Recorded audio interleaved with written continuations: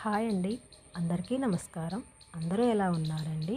మీరందరూ కూడా బాగుండాలనేసి మనస్ఫూర్తిగా అయితే కోరుకుంటున్నాను. ఇది నా మధ్యాహ్నం వ్లాగ్ అండి.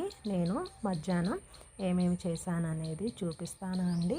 ఇక నేను ఈరోజు మధ్యాహ్నం ములక్కాయ టమాటా కర్రీ అయితే చేశానండి. అందులోకనేసి నేను ఇలా ఆనియన్స్ని అయితే ఒక ఆనియన్ని కట్ చేసుకుంటున్నాను. నేను మార్నింగు బ్రేక్ఫాస్ట్ చేయటం, అలాగే బట్టలు వాష్ చేయటం, ఇంట్లో పని మొత్తం కూడా అయిపోయిందండి. ఇది మధ్యాహ్నం లంచ్లోకి అనేసి కర్రీ అయితే చేస్తున్నాను.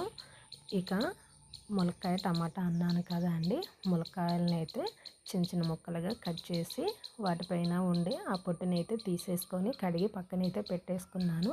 అందులోకి ఒక పావు కిలో టమాటాలను అయితే కట్ చేసుకుంటున్నాను.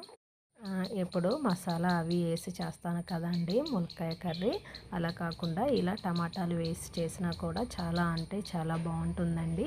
ఇవి మాకు ఇంటి పక్కన ఉండే ఒక ఆంటీ అయితే ఇచ్చారండి. చెట్టుకు కాసిన కాయలు అనేసి ఇచ్చారు. చాలా తాజాగా అయితే ఉన్నాయండి. ఎందుకు లేట్ అనేసి వెంటనే అయితే చేశానండి. ఇలా ఒక స్టవ్ పై కడాయి పెట్టేసి ఆయిల్ వేసి అందులో తాలింపు గింజలు జీలకర్ర వేసుకొని ఒక 10 సెకండ్స్ పాటు ఫ్రై చేసుకోవాలండి. అలాగే అందులో మనం కట్ చేసి పెట్టుకున్న ఆనియన్స్ కూడా వేసుకోవాలి. వేసిన తర్వాత ఒకసారి అయితే కలిపేసుకుందాము. ఈ వీడియోని ఫస్ట్ టైం కనుక చూస్తున్నట్టయితే మీకు ఈ వీడియోస్ నచ్చితే మన ఛానల్ని సబ్స్క్రైబ్ చేయండి ఫ్రెండ్స్. అలాగే మీకు ఎలా అనిపించిందో కామెంట్ సెక్షన్లో కామెంట్ చేయండి.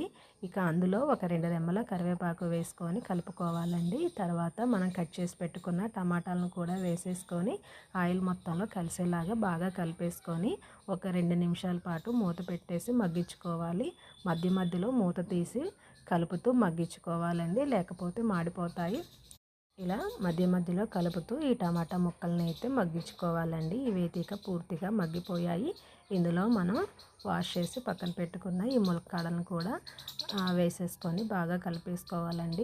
టమాటా ముక్కలు ములక్కాడలకి పట్టేలాగా బాగా అయితే కలిపేసి ఒక్క నిమిషం పాటు మూత పెట్టి మళ్ళీ మగ్గించుకోవాలండి. ఒక్క నిమిషం తర్వాత మూత తీసేసి అందులో మనం ఫ్రెష్గా మిక్సీ పట్టేసుకున్న అల్లం, అలాగే పసుపు, ఉప్పు వేసేసి ఒక్క నిమిషం పాటు ఇలా కలిపేసుకోవాలండి. ఒక్క నిమిషం తర్వాత ఇందులో కారం వేసేసుకొని కడిపి మూత పెట్టేసి ఒక్క నిమిషం పాటు ఇలా కారాన్ని అయితే ఉడికించుకోవాలి. ఇలా ఉడికిన తర్వాత ఇందులో మనం సరిపడా వాటర్ని అయితే తీసుకుందామండి. కొద్దిగా వాటర్ పోసేసి కలుపుకుందాము. ఇందులో చింతపండు ఏమీ అవసరం లేదండి. టమాటా వేసాం కనుక చింతపండు రసం ఏమీ అవసరం లేదు. ఇలా వాటర్ చూసుకొని మనకి గ్రేవీకి తగ్గట్టుగా వాటర్ అయితే పోసుకోవాలండి. ఒక 2 నిమిషాల పాటు ఇలా ఉడికించుకోవాలి. మనకి ములక్కాయ ముక్క ఉడికింది లేనిది అర్థమవుతుంది. ఇలా ముక్క ఉడికితే సరిపోతుందండి. ఇక కర్రీ అయితే రెడీ అయిపోయింది. పిల్లలు తింటా అంటే పెట్టేశారు. ఇక ఇది నేను మధ్యాహ్నం 3:30కి మజ్జిగ చేసి ఇద్దామనేసి అనుకున్నాను. ఇలా మజ్జిగ చేస్తుంటే వెన్న చూసారండి ఎంత వచ్చిందో.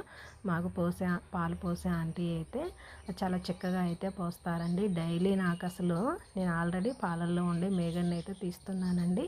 అయినా కూడా మజ్జిగ చేద్దామంటే ఇంత వెన్న వస్తుంది. వెన్నతో మజ్జిగ తాగాలి అంటే తాగబుద్ధి అవ్వటం లేదనేసి ఇలా మజ్జిగ చేసిన తర్వాత ఇలా టీ గంటతోనైతే వడపోసి తీసుకుంటున్నాము. అసలు మొత్తం ఆ జగ్గు నిండా వెన్నే అండి. మజ్జిగ చేసే కవ్వం నిండా వెన్నే. అసలు అది తీయటానికే కుదరటం లేదండి. అసలు ఎంత వెన్న ఉందంటే అంత వెన్న ఉంది. నేను ఒకసారి మీకు చూపిస్తానండి. నేను 3-4 డేస్కి ఒకసారి నెయ్యి చేస్తాను. దాని ద్వారా ఎంత వెన్న వచ్చిందనేది చూపిస్తాను. ఇక ఇలా వడగట్టిన తర్వాత అందులో మజ్జిగలో కొంచెం సాల్ట్ అయితే వేసేసి పిల్లలకైతే ఇస్తున్నానండి. వాళ్ళైతే చాలా బాగుందనేసి తాగారు. ఎండలు అయితే బాగా కొడుతున్నాయండి. ఇలా పిల్లలకి ఇంట్లో హెల్తీగా ఇస్తే వాళ్ళు కూడా బయట నుంచి ఏమీ డ్రింక్స్ అయితే అడగరండి. ఇక నేను మార్నింగ్ వాష్ చేసిన బట్టలన్నీ కూడా మధ్యాహ్నం 1 కల్లా అయితే ఆరిపోయాయండి. వీటన్నిటిని తీసి ఇంట్లో చైర్లో అయితే వేసానండి. ఒక గంట తర్వాత అయితే వీటన్నిటిని మడత పెట్టేసి షెల్ఫ్లో అయితే పెట్టేశాను. వెంటనే తీసుకొచ్చి మడత వేస్తే బట్టలు కూడా బాగా వేడిగా ఉంటున్నాయి అనేసి ఒక గంట పాటు చైర్లో వేసి ఉంచానండి.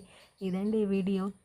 మీకు ఈ వీడియో ఎలా అనిపించిందో కామెంట్ సెక్షన్లో కామెంట్ చేయండి. అలాగే మన ఛానల్ని సబ్స్క్రైబ్ చేయండి. Bye friends.